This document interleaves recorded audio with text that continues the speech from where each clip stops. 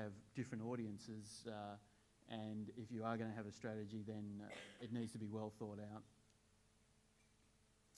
They can be the most cynical and suspicious of all, a bit like that, seeing any kind of logo anywhere in a shot of, of those kids. Perhaps someone might have thought that, the T-shirt that one of them was wearing, that was a plot by that particular university or whoever it was to get a bit more coverage. But there is a streak of altruism in online media. It perhaps reflects the youthful skew of the audience, and it is still very much a youthful skew. The audience is dominated by Generation Y and younger. 49 million views. It's one of the leading ones in Australia for the Free Hugs campaign.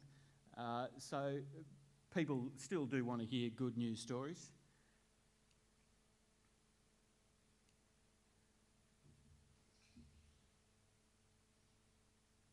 My next little YouTube clip, and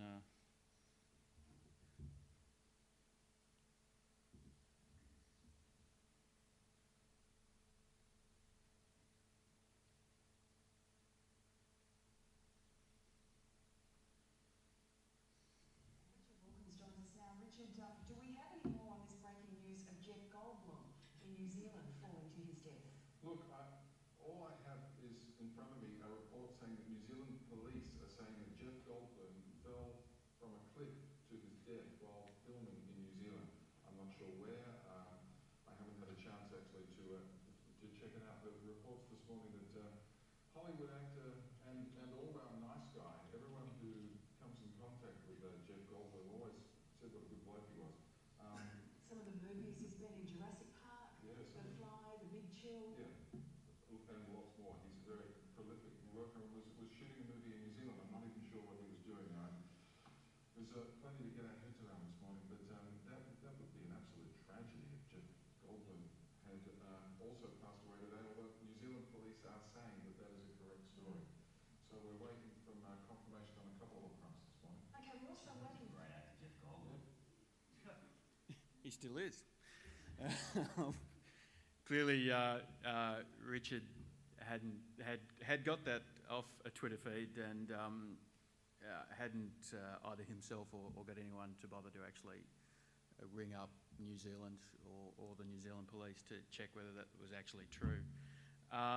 Again, most media organisations are under a lot of stress. They're trying to put out a lot of content with less resources because they do have less money. There will be a lot more information coming in from untested sources. There will be more mistakes like that made. So in a sense, it does mean that perhaps at the moment there's a little bit more leeway to make some mistakes when dealing with social media and new media, but of course it's always better if you're ahead of the others and can be seen as a reliable source. So those media relationships are still important. The professional media outlets are increasingly reliant on those external information sources. And of course, if you're one of those sources that can be trusted on for good, solid information,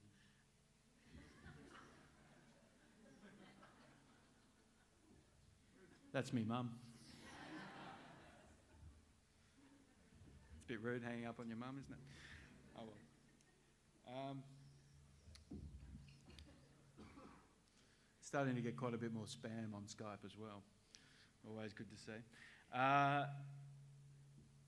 So the same applies to social media forums and successful blogs as well.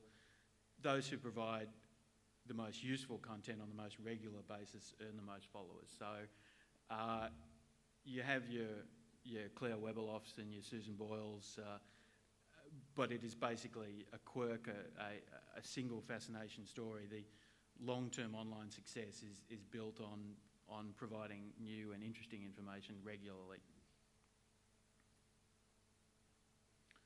Right, so some of the conclusions out of this, obviously we haven't come close to building a full picture of how to deal with the interrelation between media at the moment, but hopefully there's been a few things in there that that might help you.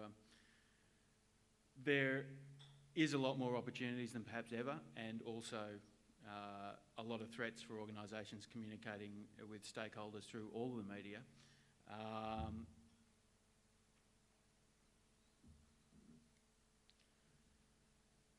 And as I've pointed out repeatedly there, the professionals in the media on all sides are trying to do a lot more with a lot less. That user-generated content, recycled content that's already been through a few other media will be more prevalent than ever. And look, that's going to continue for some time, I think. Mistakes will be made and misrepresentation will be common. And of course it works both ways. Stories that come from traditional media, like Susan Boyle and Claire Webeloff, can be boosted by social media and streamed back in. But also items that do come out of blogs or YouTube can receive far wider coverage through intermediation into those traditional platforms and give everyone a boost really in terms of both audience and involvement. So finally, social media is not Mount Everest. Don't do it just because it is there. But in the same sense, it's also not Mount Everest in that it's not really that scary or that different from any other media forms. It just requires a strategy to be thought about before diving in. Certainly personally, if it's going to be part of your corporation's or your client strategies, get in there and get involved and see how they work and learn how the company can interact best. But it really is, there are a lot of commonalities between all the media types, so things to be learnt from how they relate to each other, and it's certainly not some kind of weird, strange, multi-headed animal that can't be dealt with at all.